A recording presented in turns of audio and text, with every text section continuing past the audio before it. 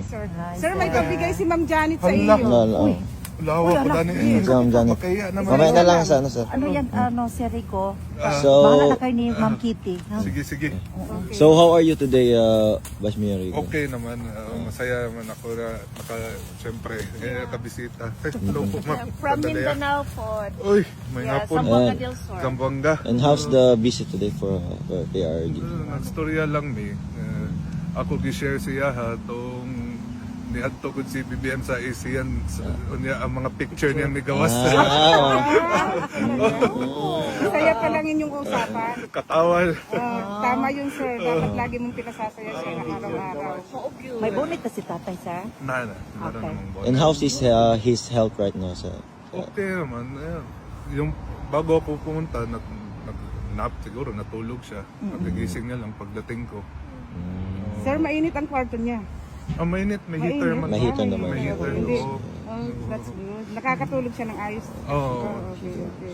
Sir, anong paborito niyang books na Tulog daw. basahin? Laway niya eh.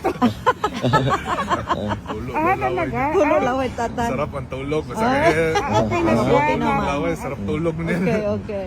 Still may mga curricular activities pa din siya sa loob, sir? Meron naman, pero mas mapili niya na lang daw mag-nood ng balita. Ano ba dito? BBC? CNN? Mga ganyan, si CNN siguro, sir. Dito, ayun ang pinanonood niya Hindi po, kasi ako sir. familiar sa Ayan, Mga si CNN Ayan, siguro. sir, ayan. Kasi English. mga CNN or BBC, di ba? Ang mga Sa Dutch, hindi ganyan. niya pinanonood, Dutch TV.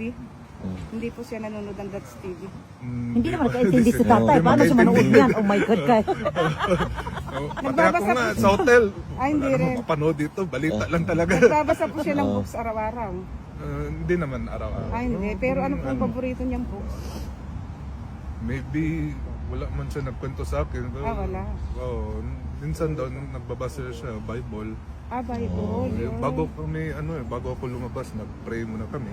That's good, yeah. Napakaano talaga ni sir. Nag-pray. Pakisabi daw po kay Tatay Digong na maraming nag-aantay sa kanya pa rin dito sa Duterte Street at maraming nagmamahal sa kanya. Kagaya ng mga taga-Canada. Yan, taga-Canada pa yan sila, All the way sir. from Canada. Talagang sila po ay Sir, thank you po. kahit Salamat, sir. napakamahal ng pamasahe talagang nagtsatsaga sila para lang kay Tatay Digong. Salamat. Yeah. Naligaw-ligaw po. So, mag-over ka ngayon, sir? Oh, no. Ready Ano pa na pa. po? So, Nandiyan ang over mo. so how's the weather ngayon? Parang sobrang... Mas okay ngayon. So ngayon. Hindi ka pala lamigin, sir. Kaya. Hindi ka pala lamigin. Kaya ng lamig, pero... Init tubig ang ano ko eh.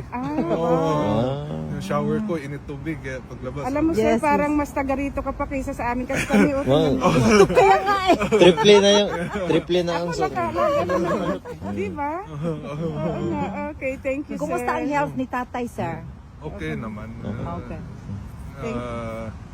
Ang sabi ng mga doctors na at mga lawyers, patuloy naman yung mga Medication. maintenance, medicine. Oo.